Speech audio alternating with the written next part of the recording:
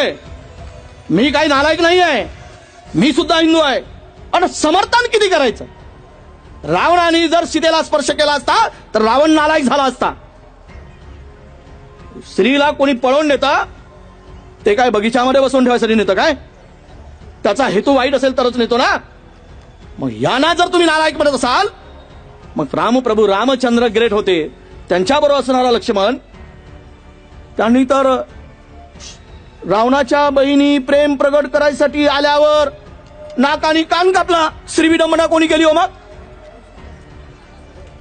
श्रीविडंबना कोणी केली? याचं उत्तर नको मागायला. अरे रामायण तुलसी वेगळं आणि रामायण वाल्मिकी वेगळा आहे. जरा वाचा. वाल्मिकी रामायण सत्यता आहे, पण मनुवाद्यांनी तुलसी रामायण लिहिला आहे, खोटा रामायण. मला माहित आहे, आम्ही वाचलोय. आणि यात फार बोलायला गेलो तर साला कुठे कलबुर्गी बिलबुर्गी करतील की मायाला काही सांगता येत नाही. पानसरे बिनसरे आपला या देशात या राज्यामध्ये जर आपण पाहिलं तर दोन महापुरुषामध्ये बऱ्याच गोष्टीचे साम्य दिसतोय.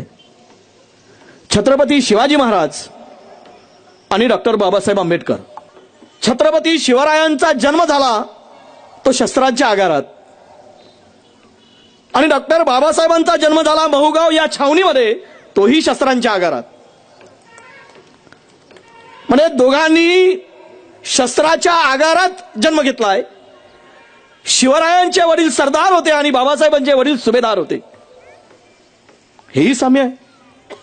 त्याही पलीकडे जाऊन शिवबांच्या आजोबाचं नाव मालोजी होतं आणि बाबासाहेबांच्या आजोबाचं नाव सुद्धा मालोजी होतं, हे सुद्धा त्यामध्ये साम्य आहे. त्याच्या पुढे जर आपण विचार केला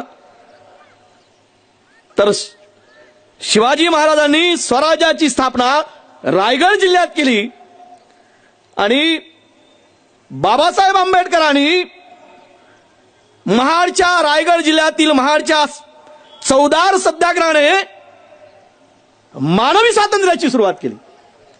म्हणजे किती साम्य बघा.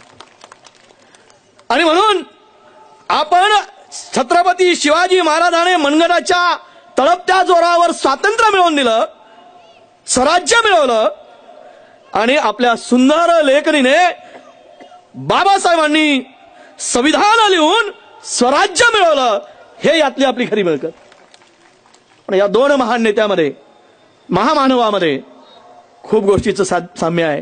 आणि शेवटचं साम्य असं आहे की छत्रपती शिवरायांचा राज्याभिषेक करताना शूद्र म्हणून मनुवाद्यांनी हिनवलं आणि बाबासाहेबांच्या अतिशूद्र म्हणून तीच वागणूक मनुवाद्यांनी बाबासाहेबांना दिली.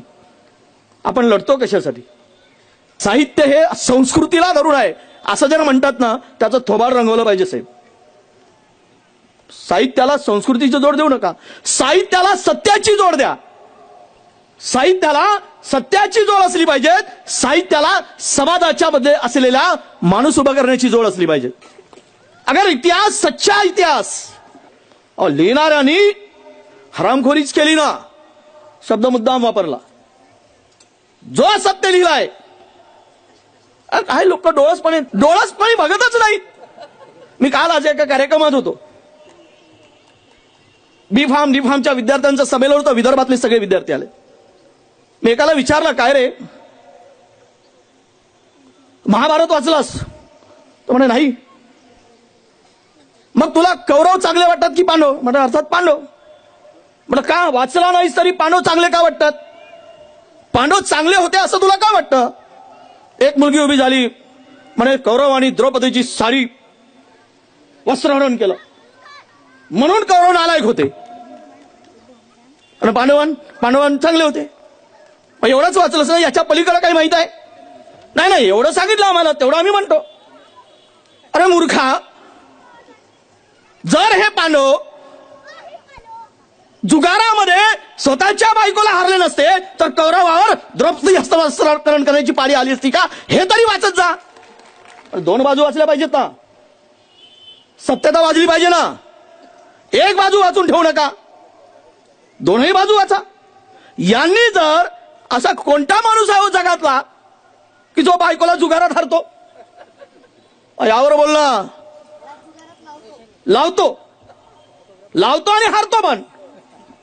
त्याला कॉन्फिडन्स होता का जिंकण्याचा? हारण्याचाच होता ना, अनुभव त्याचा तोच होता.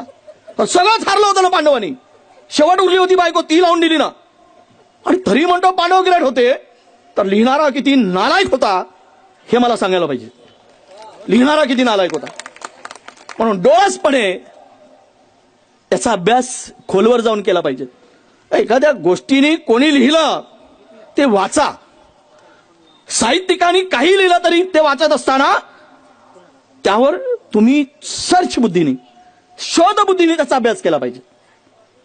कोणी लिहिलं आणि वाचलं आम्ही आणि ते खरं आहे असं मानू नका.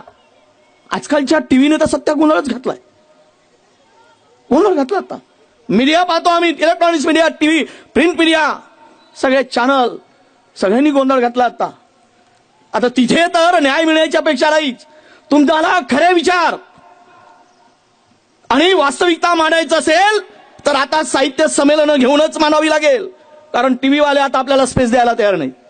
कारण लिहिलंच चुकीचं. फूलों की कहानी बहारों ने लिखी, रातों की कहानी सितारों ने लिखी, हम नहीं है किसी के गुलाम क्योंकि हमारी जिंदगी बाबा साहब अंबेडकर ने लिखी है. हो ही नहीं सकता इस विचार का आदमी गुलाम, जिंदगी भर नहीं हो सकता. जो विचार बाबा साहब अंबेडकर का लेकर खड़ा हो गया तो मुझे लगता है की वो गुलामगिरी कधीच स्वीकारू शकत नाही, गुलाम म्हणून जगू शकत नाही. हे या विचारातली ताकद आहे, या विचाराची ताकद. बाबासाहेबांची चळवळ खरंच मनामध्ये स्थिरावल्यासारखी वाटत होती. पण एक घटना भीमा कोरेगावची घडली आणि सगळी राख निखाऱ्यावरची पुन्हा बाजूला सारली आणि निखारा पुन्हा तेजानं फुलला. आणि या देशातील जो समाज अन्यायाविरुद्ध लढू शकतो त्याला तयार करण्याचं काम कोणीही नेता लागत नाही, कोणी त्याला पाठबळ लागत नाही.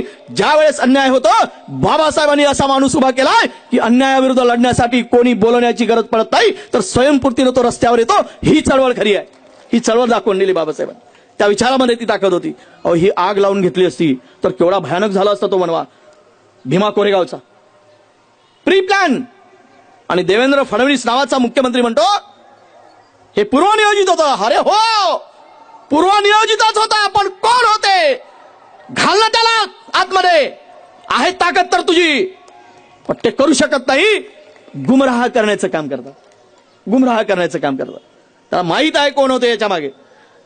वेळीच मराठा आणि दलित समाज समजुतीनं, कारण यामध्ये फूट पाडून, मराठा आणि दलितांमध्ये फूट पाडून स्वतःची पोळी शेकायचं प्लॅनिंग झालं होता. ते त्यामागचं षडयंत्र होतं. पण आज कळलं दोनही समाज